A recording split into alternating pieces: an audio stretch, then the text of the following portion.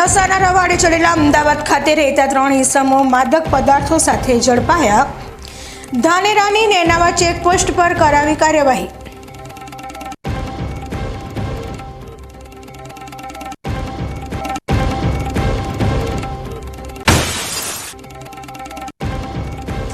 જિગ્નેશ મેવાણીના સમર્થનમાં યોજાઈ ડીસામાં રેલી।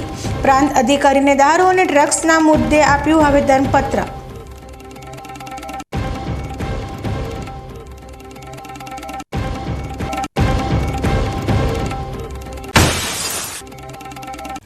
વાવ થરાદ જિલ્લાના સરહદી પંથકમાં કેનાલ તૂટવાનો સિલસિલો યથાવત। 24 કલાકમાં 2 જગ્યાએ પડ્યું ગાબડું।